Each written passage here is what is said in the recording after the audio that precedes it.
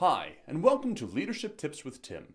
In this episode, we will be looking at integrity and how it relates to good leadership. Before we dive into the inner workings of integrity, let's look at the history of the word integrity. Integrity comes from the Latin word integer, meaning whole. Integer numbers are numbers without a decimal or fraction. They are complete, whole. Today, according to Webster's dictionary, integrity is defined as a firm adherence to a code of especially moral or artistic values, an unimpaired condition, the quality or state of being complete or undivided. So how did we get from complete and whole to a firm adherence to a code? Well, let's look at 4 ways we can arrive at integrity.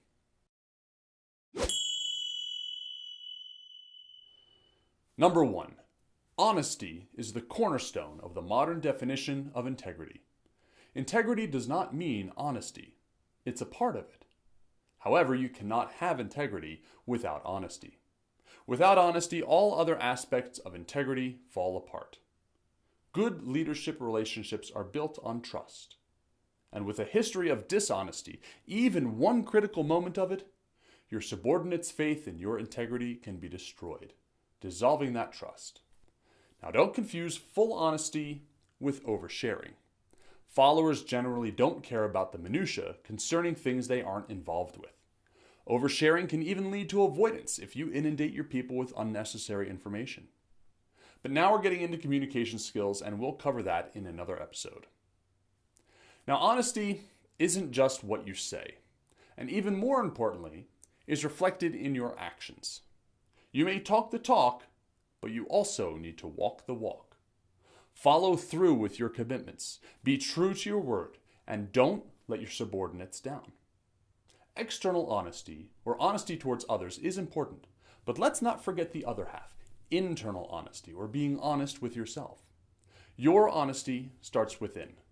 If your moral compass is skewed because you're not being honest with yourself, then you'll have a false point of reference for all else.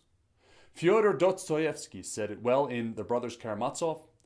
Above all, do not lie to yourself. A man who lies to himself and listens to his own lie comes to a point where he does not discern any truth either in himself or anywhere around him, and thus falls into disrespect towards himself and others.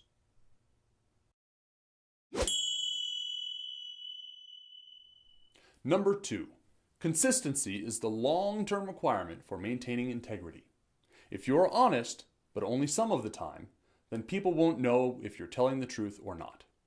Building on speaking the truth as well as acting on it, consistency in your actions is akin to having a reliable car.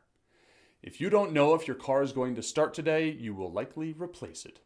The same goes for your followers. If you are not consistent in your actions and words, they will likely replace you, either by addressing it to higher management or finding a new job. Integrity is a choice. At every juncture, you can choose to follow integrity or not.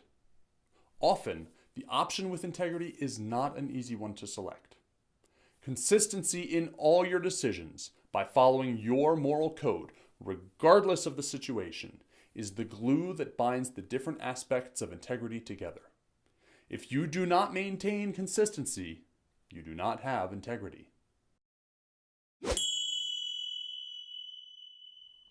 Number 3. Maintaining transparency shows your followers that you are not keeping secrets. In my previous episode, we discussed how leadership is not secretive. The oath of sworn testimony says that you will tell the truth, the whole truth, and nothing but the truth. If honesty is the truth, transparency is the whole truth, and consistency is nothing but the truth. If you have practiced good leadership skills and you have a team who shares your goals, then openly sharing bad news is an extension of that leadership relationship. A former employer of mine, soon after I was hired, held an all-hands meeting, all 500 employees. In this meeting, they addressed some financial difficulties they were experiencing, but reassured everyone that management is doing all they can to weather the storm. There was not a mass exodus of the employees from an apparent sinking ship. In fact, everyone was happy to get back to work, and the company pulled through with growth. If the drop in stock price wasn't addressed with transparency by management, rumors would have started, and a likely exodus ensued, further damaging an already struggling company. If things did not turn around for the company, then announcing hour reductions or layoffs would be easier with the employee force already knowing there were financial struggles. There are very few reasons to keep secrets in a leadership relationship.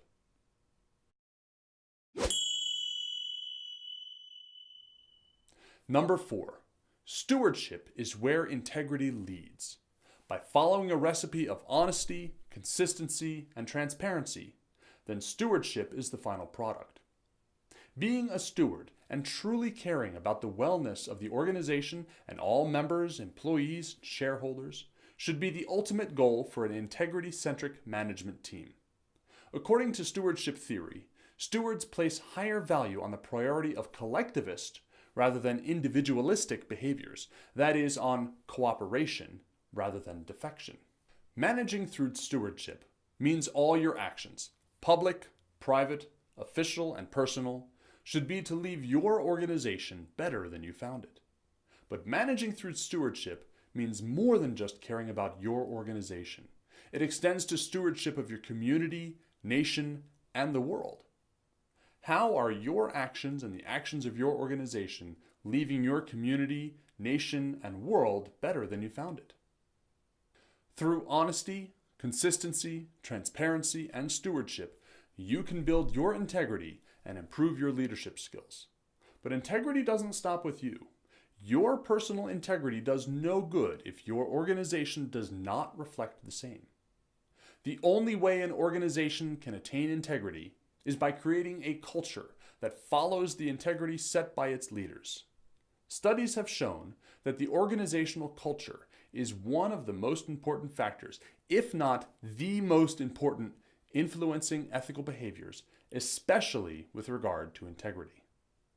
Unless the individuals within the organization work to ensure that the culture of the organization facilitates ethical conduct, integrity will not be achieved. For example, the key to curbing cheating in academia may be to create an environment where academic dishonesty is socially unacceptable. Disapproval of cheating among peers is a chief determinant of whether a student changes their cheating habits between high school and college. As the leader of yourself, you have the power to conduct your actions and words with integrity. As a leader of your organization, you have the power to instill a culture of integrity for all members to follow. Please comment below with your thoughts, like and subscribe to ensure you get each leadership update. Thank you.